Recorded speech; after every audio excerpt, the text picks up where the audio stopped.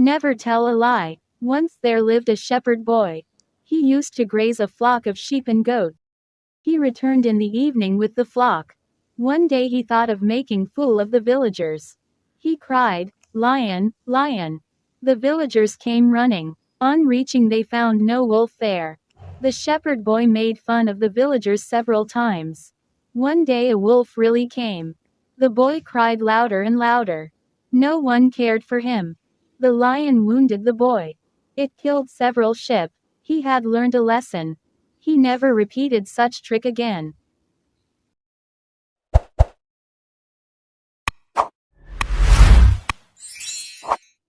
The honest woodcutter. Once, there was a hard-working woodcutter who would go to the forest to cut the woods and would earn from selling those woods.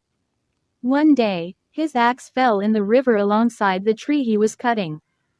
He cried a lot and prayed to God with all his heart as this was his only means of livelihood.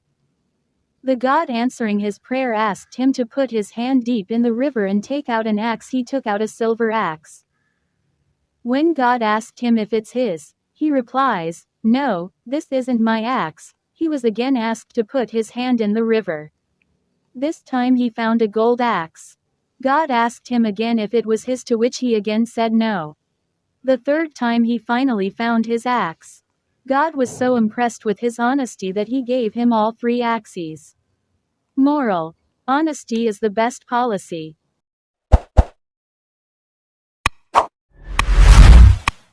Hercules and the Wagoner. A farmer was driving his wagon along a miry country road after a heavy rain. The horses could hardly drag the load through the deep mud, and at last came to a standstill when one of the wheels sank to the hub in a rut. The farmer climbed down from his seat and stood beside the wagon looking at it, but without making the least effort to get it out of the rut. All he did was to curse his bad luck and call loudly on Hercules to come to his aid. Then, it is said, Hercules really did appear, saying, "Put your shoulder to the wheel, man, and urge on your horses." Do you think you can move the wagon by simply looking at it and whining about it? Hercules will not help unless you make some effort to help yourself. And when the farmer put his shoulder to the wheel and urged on the horses, the wagon moved very readily, and soon the farmer was riding along in great content and with a good lesson learned. Moral: self-help is the best help.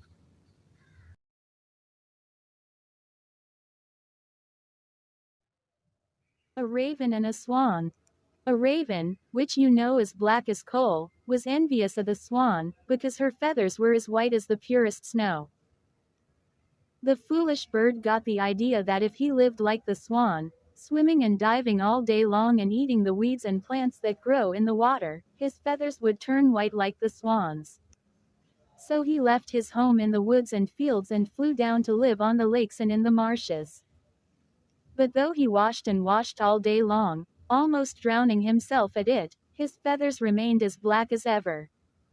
And as the water weeds he ate did not agree with him, he got thinner and thinner, and at last he died. Moral: a change of habits will not alter nature.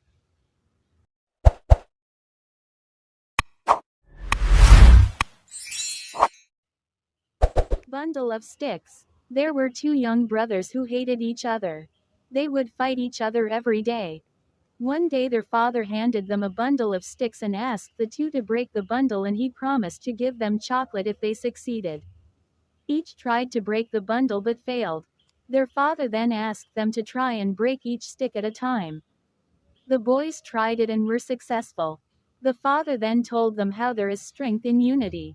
The boys hugged each other and promised to be united.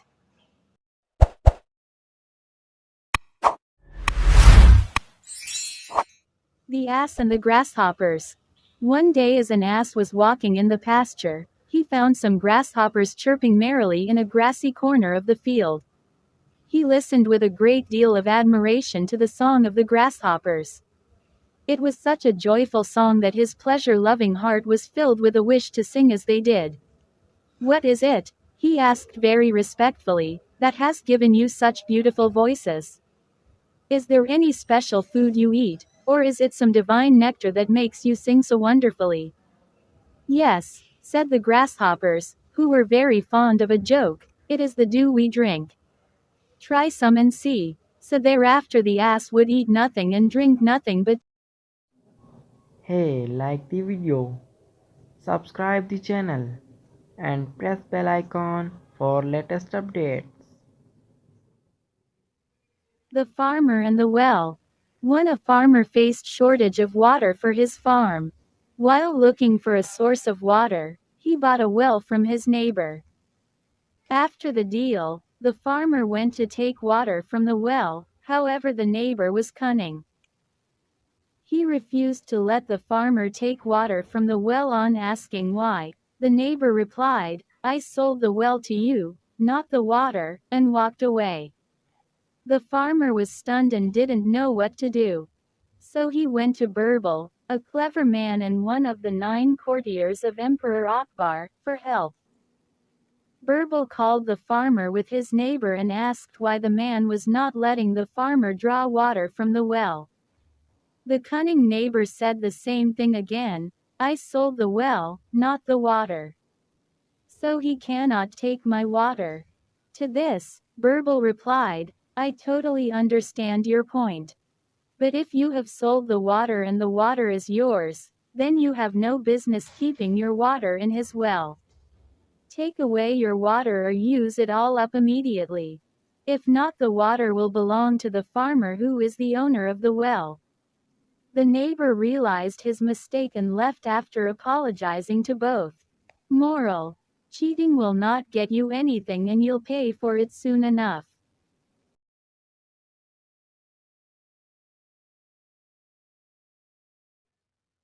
Sleepy teacher. A schoolteacher used to take a short nap every afternoon. When his pupils asked him why he did so, he said that he went to dreamland to meet ancient sages. One extremely hot day, some of the pupils fell asleep in the afternoon. When the school teacher chided them, they said, "We went to meet the sages in dreamland." "What did they say?" demanded the teacher. "We asked them if a school teacher came there every afternoon, but they said they had seen no such person."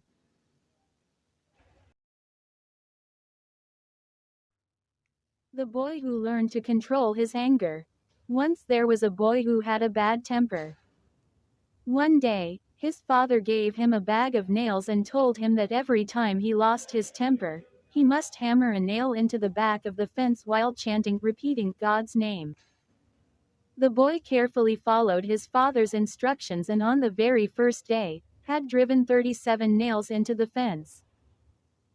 Over the next many weeks, every time he got angry he started chanting and went to hammer a nail into the fence, even though his anger made it difficult to drive the nail in steadily. After some time, the boy discovered that chanting made it easier for him to control his anger and hammer those nails into the fence properly. Soon, he realized that he was chanting even when he was not angry.